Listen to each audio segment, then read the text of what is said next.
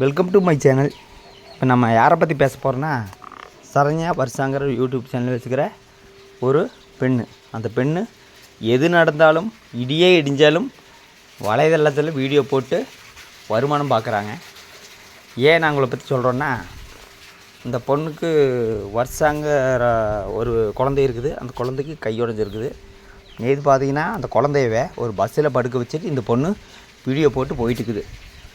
குழந்தை கட்டோடு இருக்குது. அது யாராச்சும் வீடியோ எடுப்பாங்களா? இந்த பொண்ணு எடுத்துருக்குது. கேட்டால் பரிதாபத்தை தெரிவிக்கிறாங்க. அப்புறம் பார்த்திங்கன்னா அந்த பொண்ணு எப்படிங்கிறது, எது நடந்தாலும் வீடியோ எடுக்கிறது. வலைதளத்தில் மூழ்கி கிடக்கிறாங்க 24 hours. ஹஸ்பண்டு குடிச்சிட்டு வருவார். அது எல்லா வீட்லேயும் இருக்கிறதா. அதையும் வீடியோ போடுறது. அவர் அவ்வளோ கெட்ட வார்த்தை பேசுவார். அதையும் லைவ் வீடியோ போடுறது. அது 10-15,000 பேர் பார்க்குறாங்க. பரவாயில்ல, தப்பில்லை. இந்த பொண்ணு எதை பற்றியும் கவலை இல்லை. வீட்டில் இந்த மாதிரி இருந்தால் கண்டிப்பாக சண்டை வரத்தான் செய்யுங்க. அதாவது இந்த பொண்ணு கொஞ்ச நாள் இருக்கிறது, 3 மாதம் சண்டை போடுறது, அப்புறம் சப்ஸ்கிரைபர் அடைக்கலம் கொடுப்பாங்க. எடுத்துக்காட்டுக்கு கார்த்தின்னு ஒருத்தர் அடைக்கலம் கொடுத்தாரு. அப்புறம் அவங்க அட்வைஸ் பண்ணி அனுப்பிச்சி விட்டாங்க. பட் அவங்கள பற்றியே தரக்குறைவாக பேசினாங்க. ரெண்டாவது நம்ம இளவரசன் அவங்களுக்கு அடைக்கலம் கொடுத்தாங்க. சிலிண்டர் கேஸ் எல்லாம் வாங்கி கொடுத்தாங்க.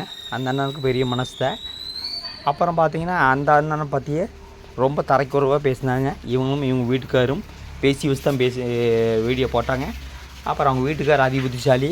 யாராச்சும் கேஸ் எரிஞ்சிட்டு இருக்கும்போது அதில் கொண்டு போய் பற்ற வைப்பாங்களா?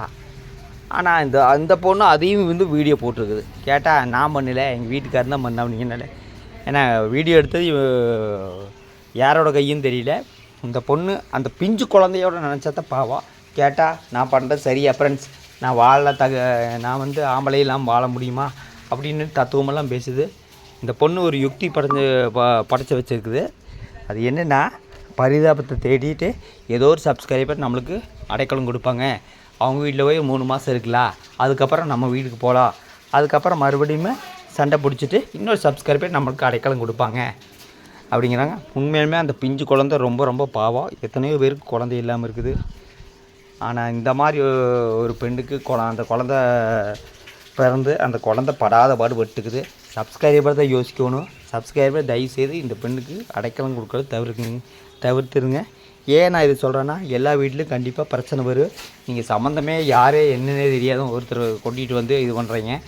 அவங்க என்ன பண்ணுவாங்க, கொஞ்ச நாள் இருந்து போட்டு நல்ல பணத்தை வாங்கிட்டு போயிட்டு அவங்கள பற்றி தரக்குறைவாக பேசுவாங்க. இது பல சப்ஸ்கிரைபருக்கும் இந்த பொண்ணு நடந்திருக்குது. நீங்கள் போய் அவங்க வீடியோ எடுத்து பார்த்தீங்க. இல்லைன்னா இந்த பொண்ணு வீடியோ டெலீட் பண்ணியிருக்கு. இந்த பொண்ணு 24 hours வலைதளத்தில் மூழ்கி கிடக்கிறாங்க. அதாவது வருமானம், அதாவது குழந்தைய வச்சு கரெக்டாக வாழ துப்பு இல்லை இந்த பொண்ணுக்கு. கண்டிப்பாக யோசிக்க வேண்டிய சப்ஸ்கிரைபர்.